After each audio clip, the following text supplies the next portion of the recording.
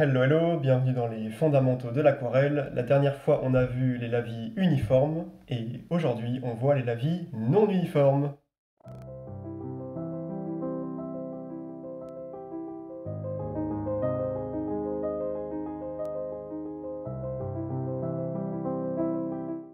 La première technique de lavis inhomogène, non uniforme, c'est ce qu'on peut appeler le monochrome aléatoire.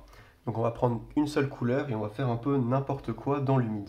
Je vais commencer par humidifier la zone,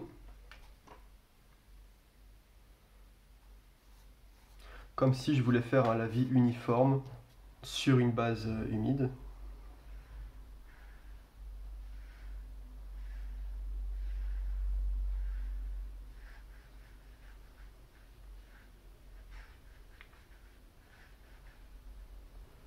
Et ensuite, je vais attendre que le papier passe d'un état mouillé à un état plus humide.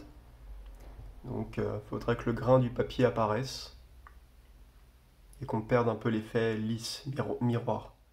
Une fois qu'on est là, on va prendre beaucoup de pigments. Donc, par exemple, là, j'ai déposé un petit peu d'outre-mer qui sort du tube. C'est important de prendre relativement beaucoup de pigments parce qu'on a une base humide. Donc, si on ne prend pas assez de pigments, les pigments vont paraître très clairs. J'imprègne bien mon pinceau. Je vais aussi mettre pas mal d'eau pour que ça diffuse. Et en laissant la feuille à plat, je vais faire des gestes aléatoires.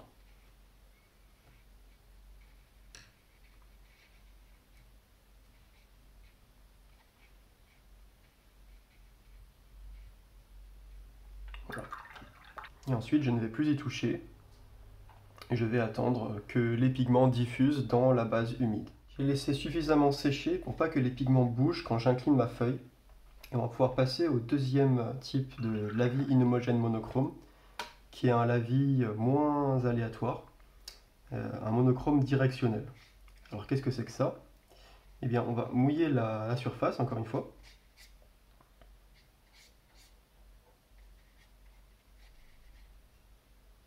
Bien l'imprégner.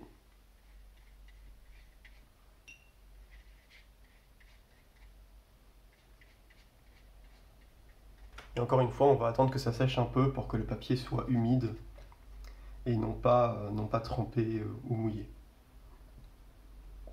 Vous pouvez aller revoir la vidéo sur les niveaux d'humidité du papier pour voir comment j'explique et exactement comment identifier l'état humide.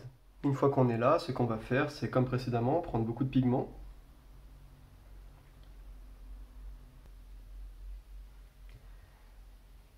Bien imprégner le pinceau, prendre aussi une bonne petite quantité d'eau. Voilà, votre peinture doit être assez mobile sur la palette, mais quand même relativement visqueuse. Et ensuite, vous allez pencher la feuille. Donc par exemple, moi je vais la pencher vers le coin en haut à droite. Et vous allez venir faire des traits dans la direction dans laquelle vous avez penché la feuille.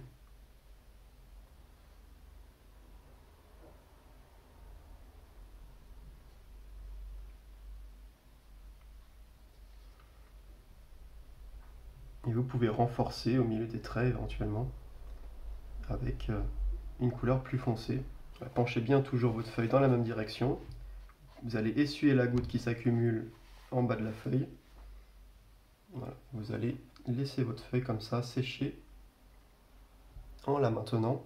Alors vous pouvez bien sûr la mettre sur un support pour ne pas la maintenir à la main. Vous pouvez choisir une direction au début qui n'est pas forcément diagonale. Une fois que vous avez choisi une direction, vous devez vous y tenir. Et on va attendre comme ça que le papier passe dans l'état en séchage, où les pigments ne bougeront plus. Nous pouvons ensuite passer au dégradé. Alors je vais remettre mon papier à 45 degrés comme ceci, comme si je voulais faire un lavis uniforme. Je vais reprendre beaucoup de pigments. Je vais faire un premier dégradé sur papier sec. Et comme pour la technique du lavis uniforme, donc je prends beaucoup de pigments, j'imprègne tout mon pinceau. Et ensuite je prends de l'eau, j'essuie juste une goutte et je vais faire une première bande. Et après cette première bande, il va falloir aller assez vite. Je vais replonger mon pinceau dans l'eau pour enlever du pigment, reprendre une goutte et refaire une deuxième bande, replonger mon pinceau dans l'eau, enlever du pigment, reprendre une goutte, refaire une troisième bande, et donc au fur et à mesure j'enlève du pigment, et donc le résultat va être dégradé. On y va, une première bande, vous avez vu la goutte qui est en bas de la bande, c'est très bien. Je plonge mon pinceau, je l'essuie un petit peu, je reprends une goutte, je repasse sur la bande, je rince un petit peu mon pinceau, je l'essuie, je reprends une goutte, je repasse sur la bande, je rince mon pinceau, je l'essuie, je reprends une goutte, je repasse sur la bande. Vous voyez que c'est de moins en moins pigmenté, je prends une goutte, je repasse sur la bande, etc. Et là, j'ai quasiment plus de pigment sur mon pinceau. On peut terminer avec juste de l'eau. Et on va terminer par une technique de dégradé dans l'humide. Donc on va encore une fois remouiller la zone, comme si on voulait faire un monochrome sur base humide. On va prendre du pigment, beaucoup de pigment, pas beaucoup d'eau, je ne prends pas la goutte. Et on fait une première bande. On rince un petit peu le pigment, on éponge le pinceau.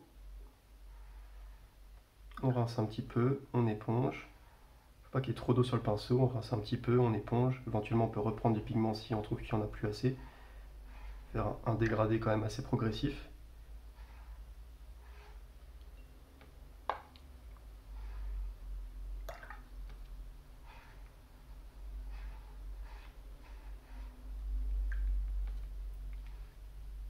Et comme pour le lavis homogène, on peut reprendre, repasser si on trouve qu'il y a des zones qui ne sont pas assez dégradées correctement.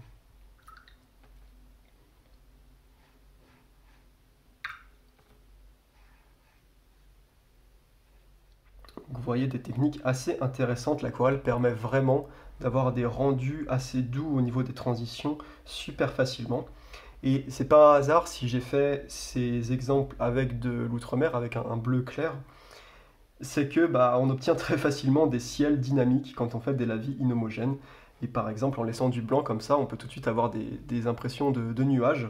Si on fait des lignes comme ça, alors il faudrait en faire peut-être un peu moins régulières, mais on peut tout de suite donner un mouvement au ciel, et donc de la lumière, un peu comme des rayons de lumière qui viendraient comme ça à travers le ciel. C'est une manière vraiment très efficace de donner du mouvement à un paysage, de créer un ciel comme ça qui n'est pas un lavis uniforme. A l'inverse, le lavis uniforme a tendance à créer des choses vraiment statiques. Et enfin, les dégradés sont très utiles aussi pour le ciel parce que ça donne de la profondeur. Le fait que ça soit plus foncé en haut du ciel et plus clair en bas du ciel permet de vraiment rentrer dans le tableau. Et c'est une technique qu'on va utiliser assez souvent. Alors pour l'exemple ici, mes dégradés ne sont pas très beaux, vous pouvez faire beaucoup mieux que ça. Entraînez-vous, essayez d'avoir un dégradé le plus régulier possible. Là j'ai pas été très régulier au niveau de cette zone. Dans l'humide c'est un peu mieux, ça pourrait être beaucoup mieux. Ne vous focalisez pas non plus sur avoir quelque chose d'absolument super parfait. C'est pour ça aussi que moi, de mon côté, quand je vous fais la démonstration, je la fais pas non plus 12 fois en essayant d'avoir vraiment le truc parfait. Je veux pas non plus vous mettre trop la pression en vous faisant croire qu'il faut absolument faire des choses parfaites. Même si ça reste un bon exercice d'essayer de faire ça le plus régulièrement possible, non pas parce qu'en pratique, dans vos œuvres, vous allez vouloir absolument faire quelque chose de parfait, mais parce que c'est un bon exercice de contrôle et que si vous êtes vraiment capable d'obtenir un dégradé qui est presque parfait, disons, ça veut dire que vous êtes vraiment capable de bien doser votre quantité de pigment et d'eau sur le pinceau, de bien maîtriser vos gestes, ça veut dire que vous n'appuyez pas trop quand vous passez le pinceau, et donc vous êtes assez entraîné sur ce genre de technique, et avoir cette maîtrise-là, forcément, ça vous aidera dans la suite. Et ces petits exercices, y compris d'ailleurs les lavis uniformes, ça a vraiment cet avantage que vous avez tout de suite un retour visuel sur la qualité de votre technique.